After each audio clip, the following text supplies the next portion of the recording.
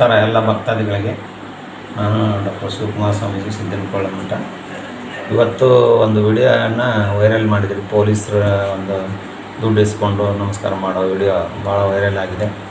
ಅದರಲ್ಲಿ ಯಾವುದೇ ರೀತಿ ಅನ್ಯತಾ ಭಾವಿಸಬಾರ್ದು. ಯಾಕಂದರೆ ನಮ್ಮ ಮಠ ಮೊದಲಿಂದ ಪರಂಪರೆ ದುಡ್ಡು ಕೊಟ್ಟು ಆಶೀರ್ವಾದ ಮಾಡೋದು ಮೊದಲಿಂದ ಇದೆ. 60 ವರ್ಷದಿಂದ ನಾವು ಒಂದು ದಿವಸಕ್ಕೆ ದಾಸೋಹಕ್ಕೆ ಎಷ್ಟು ಬೇಕು ಅಷ್ಟು ಇಟ್ಕೊಂಡು ಉಳಿದ ಹಣವನ್ನು ನಾವು ಭಕ್ತರಿಗೆ ಕೊಟ್ಕೊಂಡು ಭಕ್ತರನ್ನ ಬೆಳೆಸುವಂಥ ಮಠ ಇದು. ಹೀಗಾಗಿ ಅದರಲ್ಲಿ ಏನು ಅನ್ಯತಾ ಭಾವಿಸಬಾರ್ದು. ಅವು ಬಾದಾಮಿಯಲ್ಲಿ ನಾನು ಒಂದು ಕಾರ್ಯಕ್ರಮಕ್ಕೆ ಹೊಂಟಾಗ ಅವರು ಅಲ್ಲಿ ಕರ್ತವ್ಯದ ಮೇಲಿದ್ದಾಗ ಆ ಹುಡುಗ ಈಗೇನು ಮುಂದೆ ನಿಂತಿದ್ದನಲ್ಲ, ಆ ಹುಡುಗ ನನ್ನ ಹತ್ರ ಬರ್ತಾಯಿದ್ದ ಮೊದಲಿಂದ 10 ವರ್ಷದಿಂದ. ಅವ್ನು ನೋಡಿ ನಾನು ಗಾಡಿ ತೆರಬಿದೆ. ತೆರಕೂಲೆ ಅವ್ರು ಬಂದು ಯಥಾ ರೀತಿ ಗುರುಗಳು ಅಂದಾಗ ನಮಸ್ಕಾರ ಮಾಡಿದರು. ಆ ಪ್ರಕಾರ ನಾನು ದುಡ್ಡು ಕೊಟ್ಟಿದ್ದೀನಿ.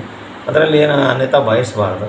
ಇದನ್ನು ದೊಡ್ಡ ಇಶ್ಯೂ ಮಾಡಿ ಸೋಷಿಯಲ್ ಮೀಡ್ಯಾದಲ್ಲಿ ವೈರಲ್ ಮಾಡೋದ್ರಾಗ ಏನು ಅರ್ಥ ಇಲ್ಲ. ಯಾಕಂದರೆ ನಾವು ಅವ್ರಿಗೇನು ಲಂಚ ಕೊಟ್ಟಿಲ್ಲ. ಮೊದಲಿಂದ ಅವರು ನಮ್ಮ ಮಠಕ್ಕೆ ನಡ್ಕೊಂಡು ಬಂದಿದ್ದಾರೆ. ಅವರೊಬ್ಬರಿಗೆ ಕೊಟ್ಟಿಲ್ಲ ನಾವು ದುಡ್ಡು. ಈ ರಾಜ್ಯದ ಮುಖ್ಯಮಂತ್ರಿಯಿಂದ ಹಿಡಿದು ಎಲ್ಲರಿಗೂ ದುಡ್ಡು ಕೊಟ್ಕೊಂಡು ಬಂದಿದ್ದೀವಿ. ಸಿದ್ದರಾಮಯ್ಯನವ್ರಿಗೂ ದುಡ್ಡು ಕೊಟ್ಟು ಆಶೀರ್ವಾದ ಮಾಡಿದ್ದೀವಿ.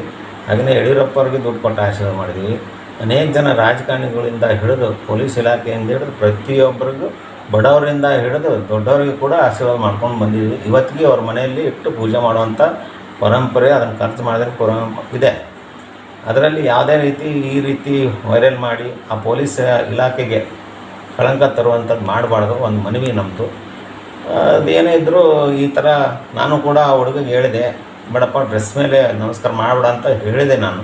ಅವ್ರ ಭಾವನೆ ಅದು. ನಮ್ಮ ಭಾರತ ಸಂಸ್ಕೃತಿ ಗುರುಗಳ ಕಂಡಾಗ ನಮಸ್ಕಾರ ಮಾಡೋದು ಅವ್ರ ಭಾವನೆ. ಅದನ್ನು ದೊಡ್ಡ ಇಶ್ಯೂ ಮಾಡಿ ಅವರ ಒಂದು ಗುಬ್ಬಿ ಮೇಲೆ ಬ್ರಹ್ಮಾಸ್ತ್ರ ಹಾಕೋದು ಸರಿಯಲ್ಲ.